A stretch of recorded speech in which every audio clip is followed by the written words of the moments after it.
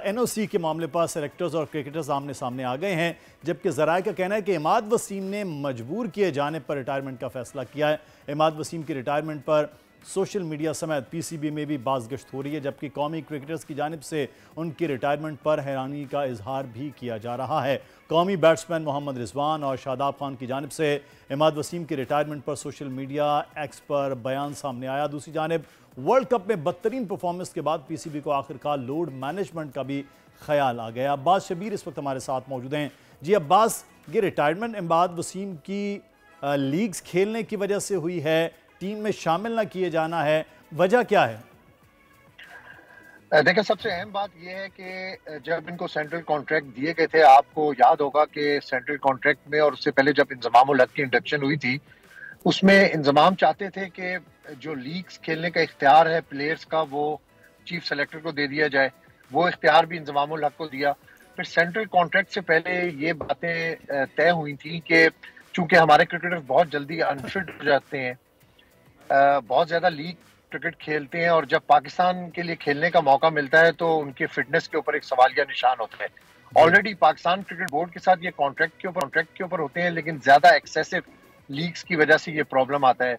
तो ज्यादा लीग खेलने की वजह से आप देखें कि बहुत सारे प्लेयर्स या तो पाकिस्तान नहीं खेल रहे, जिस तरह शाहीन आफरीदी हैं, उन्होंने लीग्स को मना कर दिया कि मैंने लीग्स नहीं खेलनी, मैंने पाकिस्तान के लिए खेलना है।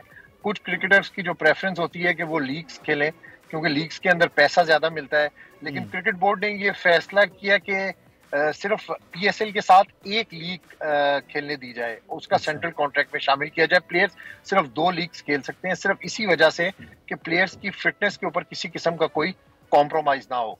अच्छा, अहमद वसीम कोई ऐसा रास्ता नहीं? जैसे अभी डेविड वार्नर का हमने देखा कि वैसे तो वो उस तरह से इंटरनेशनल क्रिकेट में उन्होंने कहा कि अवेलेबिलिटी मेरे साथ हो सकती है, लेकिन मैं लीग खेलूंगा।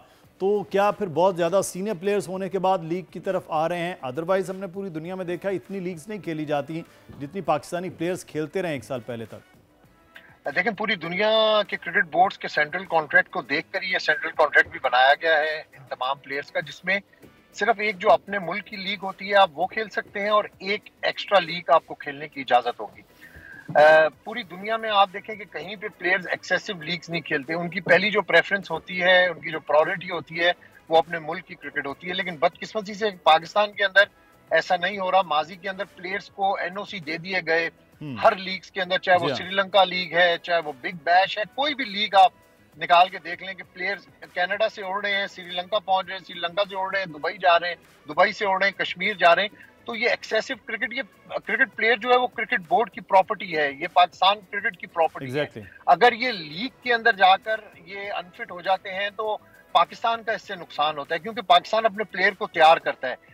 इमाद वसीम के जो सोशल मीडिया पर मैं भी गुज़िश्ता 2 दिनों से देख रहा हूँ, मैंने बहुत सारे लोगों से इस हवाले से बात भी की है कि इमाद वसीम की रिटायरमेंट पर यह तासुर दिया जा रहा है कि जी उनसे कोई जबरदस्ती रिटायरमेंट ले ली गई है या उनको इजाजत। लेकिन जिस प्लेयर को ज्यादा लीग खेलने का शौक है वो उनको रुखसत कर दिया जाता है, क्योंकि पाकिस्तान की जो प्रायोरिटी है, क्रिकेट बोर्ड की जो प्रायोरिटी है, वो पाकिस्तान क्रिकेट है। अगर आप पाकिस्तान क्रिकेट पे तवज्जो नहीं देंगे और डोमेस्टिक क्रिकेट में भी अगर हम बात करें तो इमाद जो है वो डोमेस्टिक क्रिकेट भी खेलते हमें नजर नहीं आ रहे हैं। सिर्फ वो टीवी की हद तक तो बड़े गरेदार किस्म के अपने तर्जिए दे रहे थे, लेकिन डोमेस्टिक में भी वो नहीं खेल रहे। और फिर अब उनकी रिटायरमेंट, ये क्या सीन है कि वो डोमेस्टिक भी नहीं खेल रहे, इंटरनेशनल भी नहीं खेल रहे? ये बहुत जबरदस्त आपने बात की कि डोमेस्टिक के ऊपर बहुत से प्लेयर्स का रुझान नहीं है। सरफराज को देखें आप कि सरफराज कितना बड़ा प्लेयर है। उस दिन मोहम्मद हफीज ने सरफराज के हवाले से बड़ी अच्छी बात की रावलपिंडी स्टेडियम में। सरफराज एक रोल मॉडल है as a senior player. Sarfaraz ने डोमेस्टिक क्रिकेट में अपने आप को मनवाया है, बहुत अच्छा खेला, परफॉर्म किया है और टीम के अंदर जगह बनाई है। तो बाकी प्लेयर्स के लिए भी यही रूल्स अप्लाई होगा। आप पहले डोमेस्टिक क्रिकेट खेलें। अच्छा, मुझे ये बताएगा कि अभी रिसेंटली मैंने ये भी सुना है कि मोहम्मद आमिर से भी कांटेक्ट किया गया है, तो इस हवाले से कि बड़ा कुछ मतलब अलग किस्म के इनिशिएटिव जो लिए जा रहे हैं कि उन्हें भी कहा गया है कि जब वर्ल्ड कप में आप जैसे खिलाड़ियों की ज़रूरत है तो आप लोग अपनी ये सर्विसेज हमें प्रोवाइड करें। तो ये चेंजेस के हवाले से बताएगा, कुछ सोच में तब्दीली देख रहे हैं हम? ऐसी कोई बात नहीं है। जो मेरे सोर्सेज बताते हैं कि अभी तक किसी और क्रिकेटर से कोई बातचीत नहीं की। आप पहले डोमेस्टिक में परफॉर्म करेंगे, अपनी परफॉर्मेंस दिखाएंगे, फिर आपके ऊपर सोचा जाएगा और आपका नाम अंडर कंसिडरेशन होगा। हमारे पास बड़ी अच्छी लॉट है, T20 क्रिकेट है। अभी यूएस के वर्ल्ड कप तक शाहीन शाह अफरीदी को टीम की कमान दे दी है। अच्छे प्लेयर्स हमारे तैयार होंगे। आप देखिएगा न्यूजीलैंड में जो 5 T20s हैं उसमें थोड़ा सा चेंज नजर आएगा।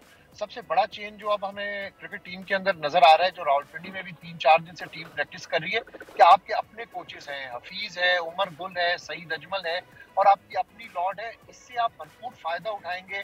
जो बीच में एक कम्युनिकेशन गैप है वो बिल्कुल खत्म हो जाएगा। सही। अच्छा, मैं एक बात और मुझे बताएगा कि जो भी लोड मैनेजमेंट का ख्याल आया है और कहा जा रहा है कि जी आपको लीग्स नहीं खेलने दी जाएंगी, तो जाहिर है जिन्होंने लीग्स खेलनी है क्या उनके कॉन्ट्रैक्ट्स हो चुके होंगे या फिर वो एज सच बाउंड नहीं थे? अगर पीसीबी उनको रोकता है तो वो रुकने के लिए तैयार होंगे? कोई किसी किस्म की हेजिटेशन या फिर कोई मुजाहिमत तो नहीं नजर आ रही आपको प्लेयर्स की तरफ से इस फैसले पर? बिल्कुल भी नहीं, क्योंकि सेंट्रल कॉन्ट्रैक्ट जो हुए हैं उसमें जो प्लेयर्स पाकिस्तान के साथ खेल रहे हैं वो तो खेल रहे हैं। जिनका सेंट्रल कॉन्ट्रैक्ट में नाम नहीं है वो एनओसी लेते हैं क्रिकेट बोर्ड से। बेसिकली एक तरीकेकार होता है, आपको no objection certificate cricket board से लेना होता है किसी भी लीग के लिए। तो अब क्रिकेट बोर्ड पर डिपेंड करेगा कि किस प्लेयर को किस लीग के लिए नो ऑब्जेक्शन सर्टिफिकेट देना है, कौन सा प्लेयर कौन सी लीग खेल सकता है। और जो प्लेयर सेंट्रल कॉन्ट्रैक्ट में नहीं है वो आजाद है, वो आगे भी काउंटीज खेल रहे हैं, मुख्तलिफ लीग्स खेल रहे हैं। तो जो सेंट्रल कॉन्ट्रैक्ट में उनके तो पीएसएल के अलावा एक ही लीग मिलेगी। लेकिन एक चीज हारिस के हवाले से, हालांकि वो टेस्ट में उस तरह नहीं खेले हैं, लेकिन अब हारिस का टेस्ट टीम में ना आना बहुत ज्यादा बात हो रही है, तो हारिस पर बोर्ड क्या सोच रहा है?